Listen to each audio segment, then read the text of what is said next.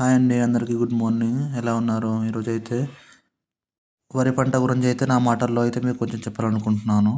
వరి గురించి మాకు తెలియనిదేముంది వీడు చెప్పడం ఏంటి అనుకుంటున్నారు కదా! కానీ నా వాయిస్‌తో మీకు కొంచెం చెప్పాలని ఉంది. మీరు చూసినట్లయితే వరి పంట అనేది చాలా ప్రాముఖ్యమైనది. భారతదేశంలో అత్యంత విలువైన పంట వరి అండి. ఈరోజు వరి సాగు చరిత్ర మరియు భారతదేశంలో వరి యొక్క ప్రాధాన్యత, వరి పంట యొక్క విలువలను మీకు తెలియజేయాలని ఉందనండి. వరి సాగు ప్రపంచంలోనే పురాతనమైన పంటలలో ఒకటి. సుమారు 10,000 సంవత్సరాల క్రితం ఆసియా దేశాల్లో వరి సాగు మొదలైంది. మొదట చైనాలో యాంగ్జీ నది ప్రాంతాల్లో వరి సాగు మొదలైందని శాస్త్రవేత్తలు చెబుతున్నారు. అక్కడి నుంచి భారత్, బంగ్లాదేశ్, థాయిలాండ్, జపాన్ దేశాలకు ఇది వ్యాపించింది. భారతదేశంలో ప్రాచీన కాలం నుండే వరి సాగు చేస్తున్నారు. భారతదేశంలో వరి సాగు చాలా ప్రాముఖ్యమైనది. భారతదేశంలో 50% రైతులు వరి సాగుతోనే జీవనాధారం పొందుతున్నారు. ఆంధ్రప్రదేశ్, తెలంగాణ, తమిళనాడు, పశ్చిమ బెంగాల్, ఒడిశా రాష్ట్రాలలో వరి పంట ప్రధానమైనది. మన తెలుగు రాష్ట్రాల్లో గోదావరి, కృష్ణా, తుంగభద్ర నదుల తీర ప్రాంతాల్లో శతాబ్దాలుగా వరి సాగు కొనసాగుతోంది. అంతేకాదండి, వరి యొక్క ఆర్థిక విలువ మన దేశానికి కూడా ముఖ్యమైనది.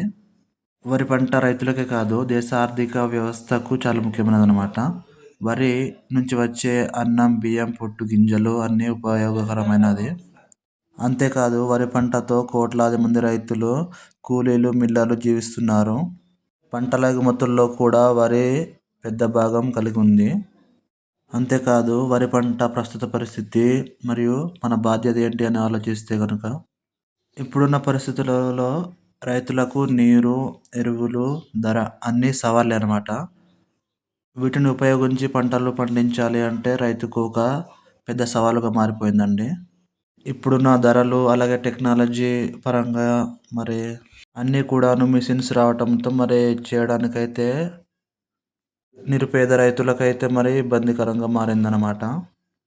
కానీ ఇలాంటివి ఉపయోగిస్తే, టెక్నాలజీని ఉపయోగించి మిషన్స్తో ఉపయోగించినట్లయితే మంచి దిగుబడిని రైతు సాధించవచ్చు. వరి పంట అనేది కేవలం పంట కాదండి, ఇది మన ఆహారం, మన జీవనాధారం, మన సంస్కృతిలో భాగమైన పంట ఇది. వరి సాగు 3 నుంచి 4 నెలల పంట. పంట పండి ఇంటికి వచ్చేసరికి అయితే రైతులు పండగ చేసుకోవడం అయితే ప్రారంభిస్తారు. ఎంతో ఆనందంగా ఆ పంటను ఇంటికి తెచ్చుకొని సంక్రాంతి కూడా ఆ టైంలో జరుగుతుంది. పంట ఒక పండగలాగా ఆ పంట ఇంటికి వస్తే రైతు ఆనందపడతాడు. ఇవన్నీ మీకు తెలిసిన విషయాలండి. అలానే మా పల్లెటూళ్ళలో కూడా, మా గిరిజన ప్రాంతాల్లో కూడా ఎంతో ఇష్టంగా వ్యవసాయం అనేది చేస్తారు. ఈ పనులు ప్రారంభం మొదలుకొని చివరి దాకా ఎంతో కష్టంగా ఉంటుంది. కానీ మా ఏజెన్సీ ప్రాంతంలో మా రైతులు చాలా ఇష్టంగా ఆ యొక్క వరి సాగును అయితే చేస్తారు. ఈ సాగు ప్రారంభం మొదలుకొని చివరి దాకా ఇది ఒక పండగలాగా దీన్ని వచ్చిందని భావిస్తూ వరి పంటను అయితే పండిస్తారు మా ఏజెన్సీ ప్రాంతంలో. నిజమే కదండి, రైతు లేనిదే మనం లేము. దేశంలో రైతు వ్యవసాయం చేయకపోతే మనకు ఆహారం అనేది దొరకదు. అందుకని అంటారు కదండి, రైతే రాజు అని. కానీ ఈ రోజుల్లో అయితే రైతులు చాలా ఇబ్బందుల్లో ఉన్నాడు.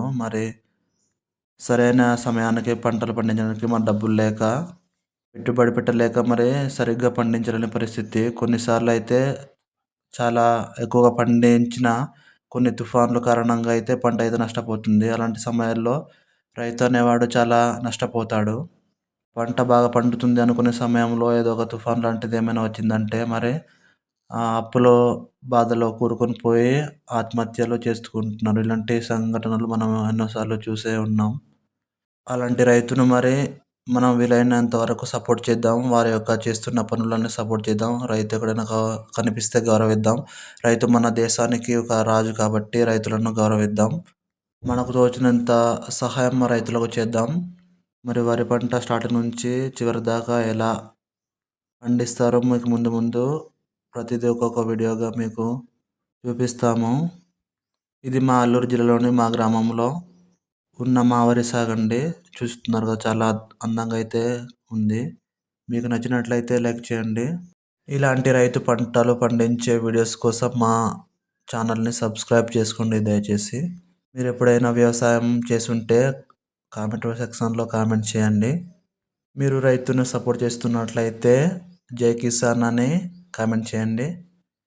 ఈ యొక్క వీడియో మాత్రం నచ్చినట్లయితే మాత్రం లైక్ చేయడం మాత్రం మర్చిపోవద్దు. అలాగే సబ్స్క్రైబ్ చేయండి. మరిన్ని వీడియోస్ కోసం మన ఛానల్ని ఎంతమంది రైతులకి ఇంకా షేర్ చేయండి. ఇదైతే మా ఊర్లో పండించే మా పొలాలు. మీకు నచ్చిందని నేను అనుకుంటున్నాను. చెప్పడం మర్చిపోయాను. ఇదంతా ఇక్కడ నుంచి చాలా కింద వరకు మొత్తం పొలాలే ఉన్నాయన్నమాట. ఇది మా గిరిజనులకు మొదటి పంట ప్రాముఖ్యమైనది. దీనికి ఎంతో విలువనిస్తారు. సరేనండి, మరో వీడియోతో మీ ముందుకు మళ్ళీ వస్తాం.